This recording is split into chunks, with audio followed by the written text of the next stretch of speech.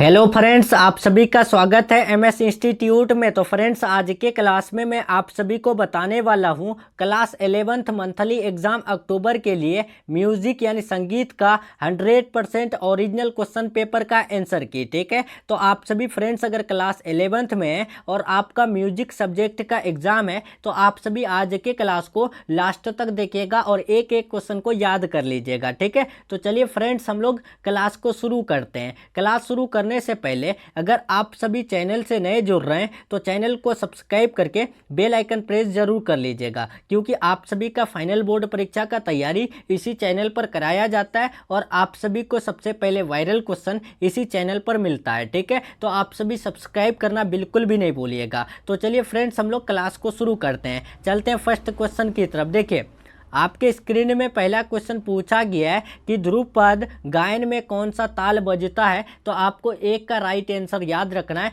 D हो जाएगा कहरवा। ठीक है, दूसरा नंबर क्वेश्चन देखे, निम्नलिखित में से किस ताल में 10 मात्राएं होती है। तो आपको 2 का राइट आंसर ए लगा के आना है, झप ताल में। ठीक है, तीसरा नंबर क्वेश्चन देखे, दादरा ताल में कितनी मात्राएं होती है। तो तीसरा का राइट आंसर सी हो जाएगा, 8 मात्राएं होती है। अब 4 नंबर देखिए, यहाँ पर पूछा गया है ताल लिपि में एक्स चिन्ह से क्या सूचित किया जाता है। तो 4 का राइट आंसर बी लगा के आना है, खाली सूचित किया जाता है। 5 नंबर देखिए यहाँ पर कि राग यमन किस तार यानी किस थाट का राग है। तो आप याद रखिएगा 5 का राइट आंसर सी लगा के आइएगा, कल्याण। ठीक है, अब 6 नंबर देखिए, 3 ताल में कितने विभाग होते हैं। 3 ताल में जो है कितने विभाग होते हैं। तो आप याद रखिएगा 6 का ए लगा के आइएगा, 2 विभाग होते हैं। अब 7 नंबर देखिए, पंडित शिव कुमार शर्मा कौन सा वाद्य बजाते थे। तो आप याद रखिएगा फ्रेंड्स इसका राइट आंसर 7 का जो है ना बी हो जाएगा, पखाबाज। ठीक है, अब चलते हैं 8 नंबर क्वेश्चन की तरफ। पूछा गया है कि भीम यानी पलासी किस थाट का राग है। तो आप याद रखिएगा 8 का राइट आंसर यहाँ पर ऑप्शन नंबर डी लगा के आइएगा, खमाज। ठीक है, 9 नंबर देखे, गिरिजा देवी किस गायकी के लिए प्रसिद्ध है। तो 9 का right answer option number A लगाइएगा, ख्याल। ठीक है, 10 नंबर क्वेश्चन देखे, पूछा गया है निम्न में से कौन सा सितार वादक मेहर घराने के से संबंध रखता है। तो आप याद रखिएगा 10 का राइट आंसर ए लगा के आइएगा, विलायत खां। ठीक है, 11 नंबर देखे, संपूर्ण जाति के रागों में कितने स्वर लगाते हैं। तो 11 का right answer option number C लगाइएगा, 7 स्वर लगाते हैं। ठीक है, 12 नंबर क्वेश्चन देखे, पूछा गया है माई म्यूजिक माई लाइफ के लेखक कौन है। बताइए माई म्यूजिक माई लाइफ के जो यानी लेखक है या फिर राइटर है तो कौन है। तो आपको याद रखना है, बी लगा के आइएगा, रविशंकर जी। ठीक है, और आप सभी वीडियो को लाइक नहीं किए तो अभी के अभी आप सभी लाइक कर दीजिए। ठीक है,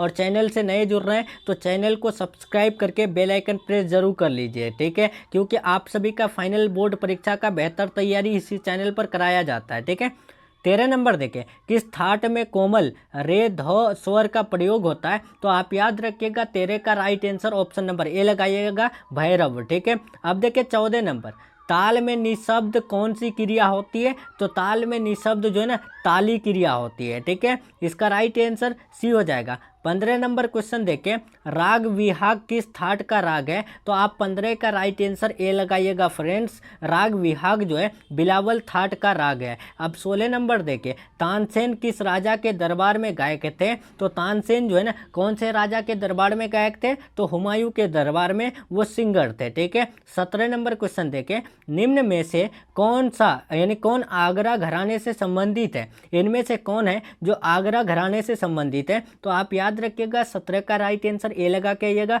बड़े गुलाम अली खां। ठीक है, राइट आंसर ए हो जाएगा। 18 नंबर देखिए, ख्याल गायकी से कौन संबंधित है। ख्याल गायकी से जो जुड़ा हुआ है तो कौन है फ्रेंड्स। तो आप याद रखिएगा सदा रंग अदा रंग। ठीक है, राइट आंसर 18 का बी लगा के आइएगा। 19 नंबर क्वेश्चन देखिए फ्रेंड्स, पूछा गया है राग तरंगिनी के लेखक कौन है। तो आप याद रखिएगा राग तरंगिनी के जो लेखक है वो है यानी मुनि भरत। ठीक है, राइट आंसर सी हो जाएगा। 20 नंबर क्वेश्चन देखें, ध्रुपद गायन कितने प्रकार के होते हैं। तो आप याद रखिएगा 20 का right answer option number C लगा के आइएगा, 4 प्रकार के होते हैं। ठीक है, आप सभी गलती नहीं कीजिएगा, बढ़िया से एग्जाम दे के आइएगा। एक ताल में कितनी तालियां होती है? तो एक ताल में जो तालियां होती है ना फ्रेंड्स, तो कितनी? तो 5 तालियां होती है। ठीक है, अब देखिए 22 नंबर क्वेश्चन कि गंधर्व महाविद्यालय की स्थापना किसने की? तो आप याद रखिएगा 22 का ए लगा के आइएगा, यानी पंडित जो है वीडी पुलस्कर जी ने। ठीक है,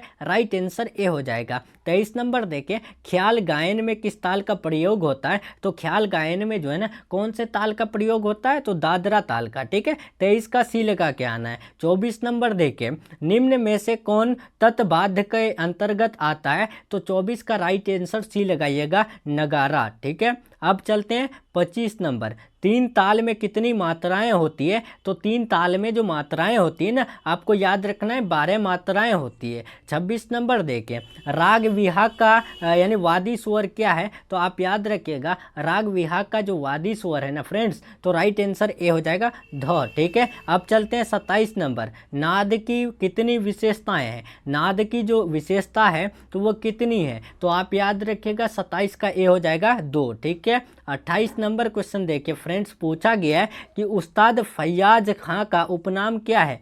उस्ताद फैयाज खां का उपनाम, तो आप याद रखिएगा राइट आंसर डी हो जाएगा, दरसपिया। ठीक है, राइट आंसर डी हो जाएगा, उस्ताद फैयाज का उपनाम जो है ना वो क्या है? तो यानी दरसपिया है। ठीक है, अब चलते हैं यहाँ पर 29 नंबर कि एक सप्तक में कुल कितने स्वर जो है अचल होते हैं? एक सप्तक में कुल कितने स्वर हैं जो अचल होते हैं? तो 29 का राइट आंसर सी लगाइएगा, 4। ठीक है, 30 नंबर क्वेश्चन देखिए, पूछा गया है कि उस्ताद बिस्मिल्लाह खां कौन सा यानी वाद्य बजाते थे?